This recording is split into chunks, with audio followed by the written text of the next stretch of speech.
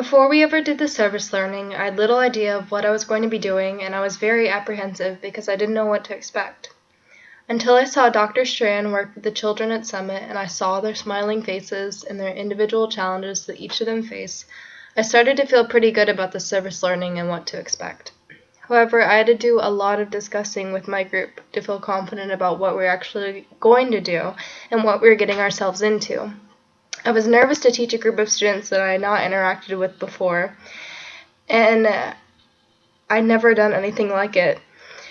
So discussing with my group, Dr. Strand and Dylan definitely made me feel better about the situation, but it was ultimately when I put myself in teacher mode in the classroom with the students that I began to understand the process and the goal. As more and more teaching episodes were accomplished, I got used to the process, the students, and the environment, so I became more confident and comfortable. The children had their own strengths and weaknesses. There were some days when some of the children were not as interested, and some days when the children were very focused on the lesson. I realized the children were as unsure of me as I was of them, and it would only take time to build trust in the classroom. The children were all very kind, and they only acted out in ways that they couldn't help due to their disability. Our first lesson was mostly a trial lesson because we didn't know much about the students, and it was almost all of ours first time teaching elementary students in an actual classroom. We knew, however, that they were all 3rd through 5th grade, and they had done some rhythm in their music class from school. We incorporated a lot of rhythm into our first lesson because of this knowledge, and we continue to teach a lot of it because the students were not very vocal. We taught several listening exercises to make sure the students could understand and hear the differences between loud and soft and staccato and legato. Prior to doing any teaching, my group and I threw around several different ideas and lessons that we wanted to teach. We ultimately decided that each of us would do something we felt comfortable doing and something that we wanted to do. I felt most comfortable teaching a mini lesson that involved singing because that is what I feel I can teach best, and it would also give me the most joy teaching. Prior to teaching a song, I would watch several YouTube videos to get ideas from other lessons involving the song to help build my confidence teaching it and give me ideas. For almost every lesson I taught the song Funga Lafia because it was a song already familiar to me because it was actually taught to me in elementary school. I would add new rhythmic or physical motions to the song to keep it interesting as I retaught it. We also made sure that each of us did something different so the students would have a variety in their learning experience. As we continued to do more episodes, we realized we could incorporate certain ideas into all of our mini lessons to make the entire teaching episode more cohesive. For example, we constantly made sure the students were understanding and hearing the dynamics and accents. In the last teaching episode, I decided to teach a new song that was not as familiar to me called Che Che Kule, but it was simpler and similar enough to Funga Lafia, and I watched several other videos on YouTube of it being taught, so I felt pretty comfortable teaching it. As a leader, I knew I had to be positive, understanding of the weaknesses the children face, and be celebratory toward their strengths.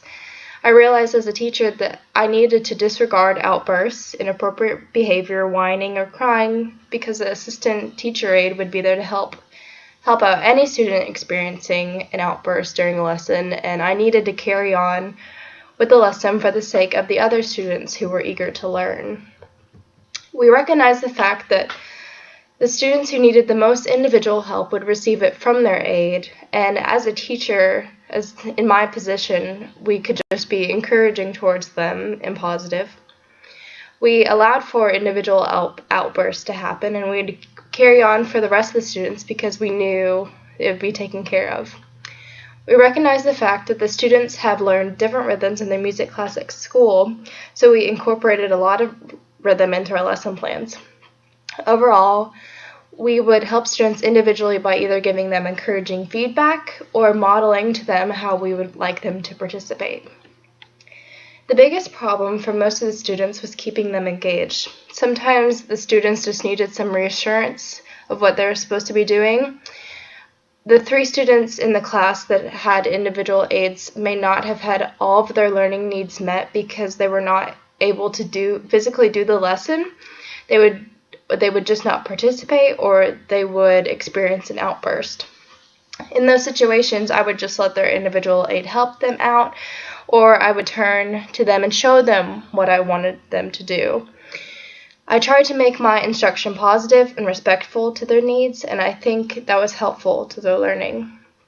I realize now that as a group, we could have kept them the most engaged by starting off and saying, "How are you doing today?" and getting them to speak, and beginning with a hello song, and then rotating with fun lessons that correlate with one another, and then closing with a goodbye song.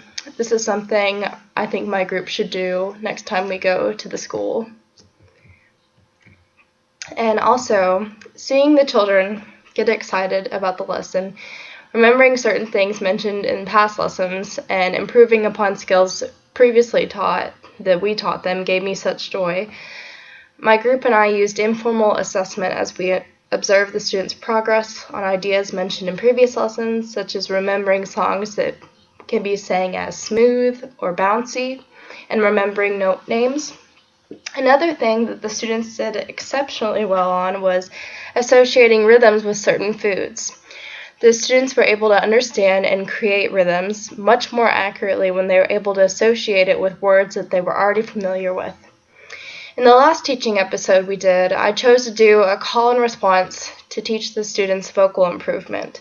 And it turned out, compared to my first lesson I did with them, where they were producing barely any vocal sound, almost the entire class was fully engaged in singing by this final lesson.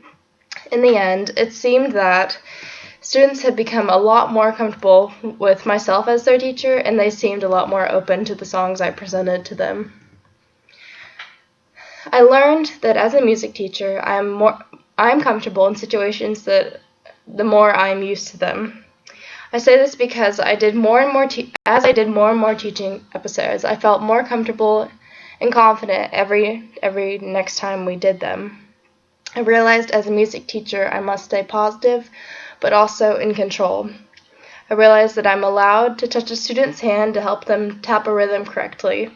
I realized I must disregard outbursts, and I'm allowed to tell a student no if they do something inappropriate. I realized that I need to watch my facial expressions because they have the potential to be very dramatic and confusing to the students. I've realized I should smile continuously because it may affect their entire outlook on the lesson. I realized I should be mindful of each and every one of their backgrounds, strengths, and weaknesses, and I should respect the fact that they might live a completely different life than I do. I found this idea that was also discussed in the readings about students with exceptionalities to be crucial in the teaching environment, and I'm glad I was able to apply that knowledge to this experience. Because I've only taught my peers before, this experience made me realize I can do a lot more than I think I can as a music teacher. This experience gave me confidence in my teaching abilities and the way to approach new classroom settings and lessons.